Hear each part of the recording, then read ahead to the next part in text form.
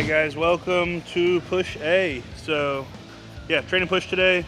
It's going to be the prime pec deck followed by a cable press followed by a cuff lateral, Smith incline, prime shoulder press, and then a prime lateral machine at the end. So, don't expect y'all to remember that. Don't know where I really listed it off now. But anyways, first exercise up, prime pec deck. Doesn't matter if yours isn't a prime, it's a pec deck. The things that you want to keep in mind here are we are not trying to get our hands together at the top of the exercise. We are trying to get our bicep to our pec or our elbow across our body as much as possible. So the job of our chest is to adduct the arm across the body. So the more the arm is adducted across the body, the more contraction we get. So you can see the difference between this and that. Notice how my hands aren't touching, but elbows are more across your body. So keep that in mind whenever you're doing this. You'll see what it looks like during these couple warm-up sets. And then as always, we will show you the full send set so you can see what it looks like under full load.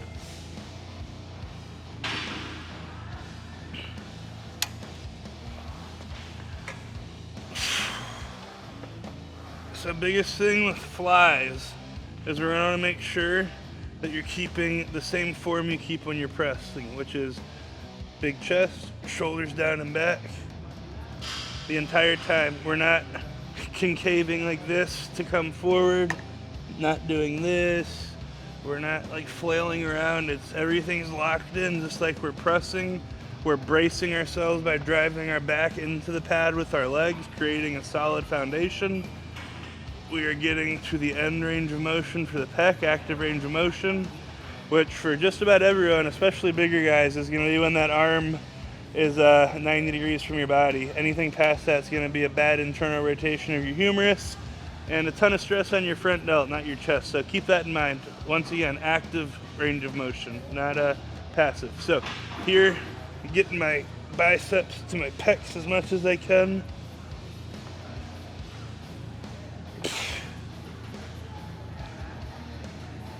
Another big mistake I see people make with these is at the top, in order to get a better contraction, you'll see the shoulders come forward and them try to do like this.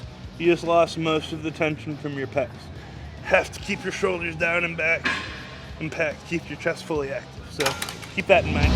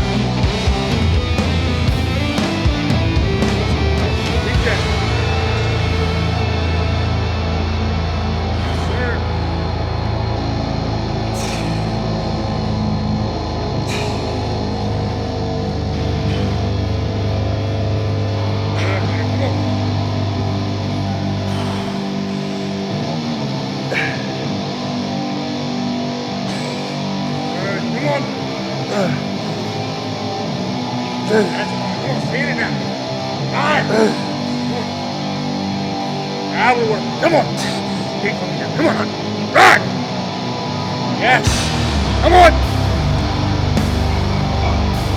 Yes. Come on. Get. Finish it.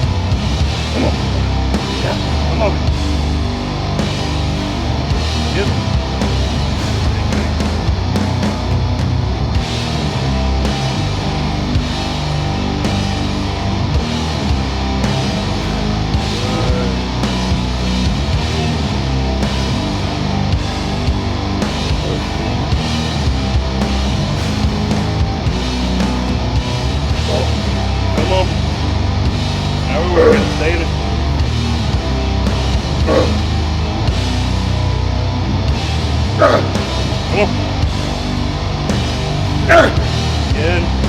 Come on, get there. Come on, another one. Make it happen. Make it happen. Come on.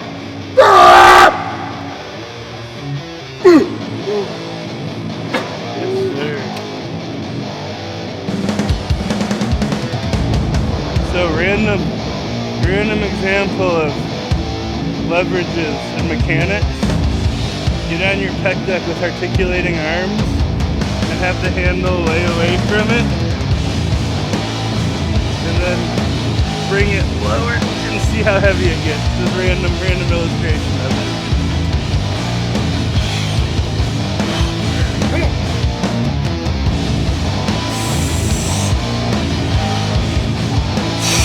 Good. Come on.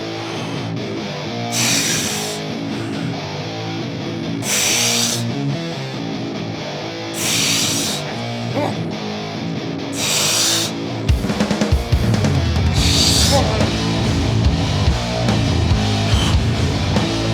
Stay there now. Come on. Alright. Yes. Here. Good. Come on. Still you. Let's go. Yep. Come on. Good. High five.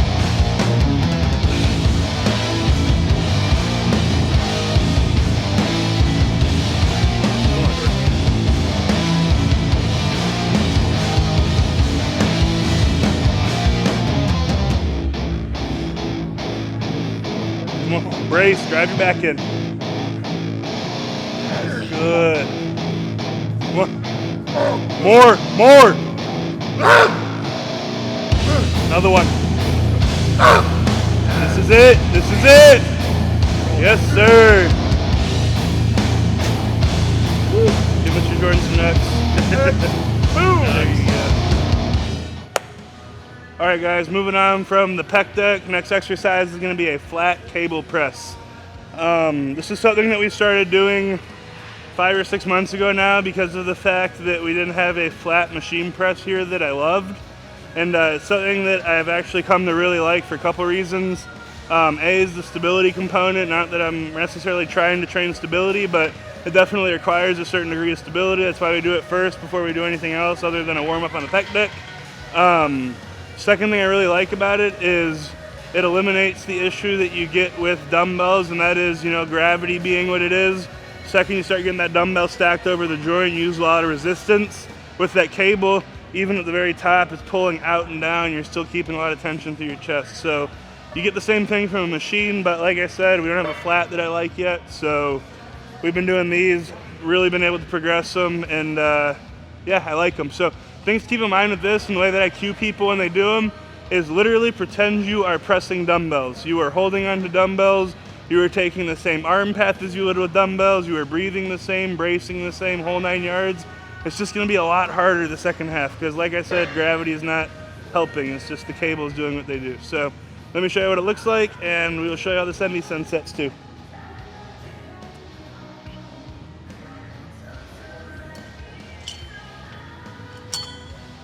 I will say the one downfall with this exercise is that once you get strong, it is not something you do by yourself. It's something that you're going to need one other person for sure. I've gotten to the point where I need 2 people. You'll see what they look like handing them to me. It's not something you can do by yourself. So that's the only caveat with this exercise. If you're doing it by yourself, replace it with a machine flat, especially if you have a machine flat that you like. Maybe one day we'll have one. Oh yeah. On you.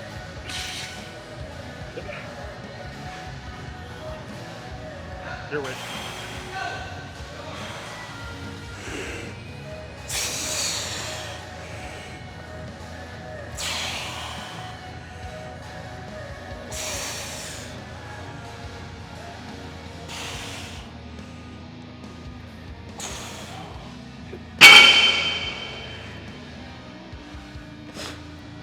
And so y'all saw just nice, good range of motion, really concentrating on getting the elbow as far away from the midline as we can and getting as close to it as we can when we press.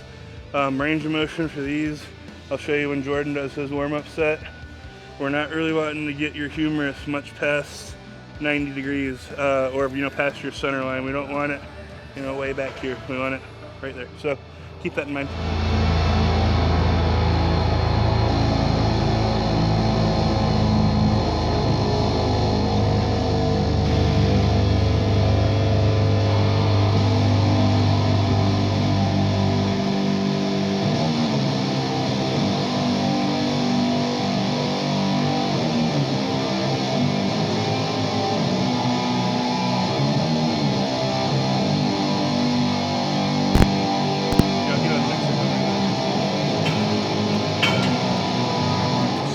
Two things to keep in mind with the setup on this is the cable height and the position of the bench relative to the cables.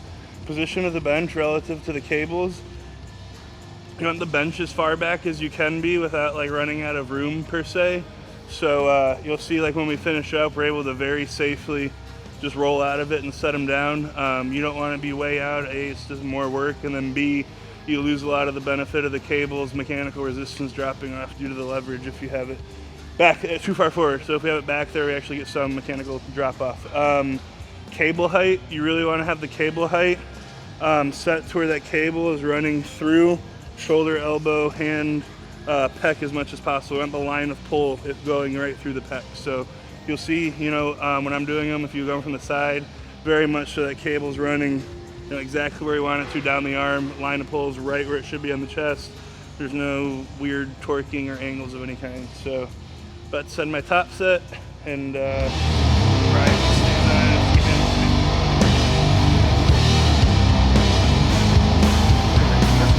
Come on. You stand up. Come on. Yes. That's easy, man. Let's go. Come on.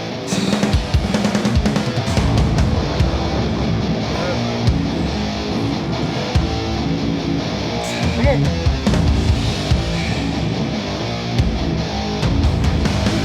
Get it now. Good. Come on. Come on.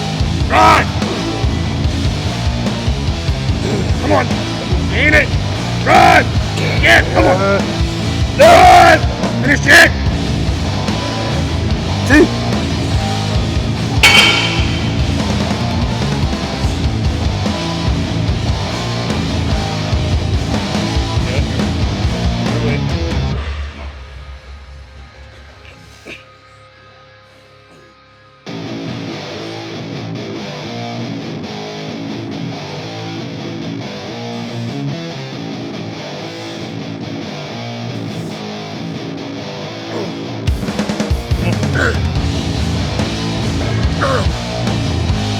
Yep.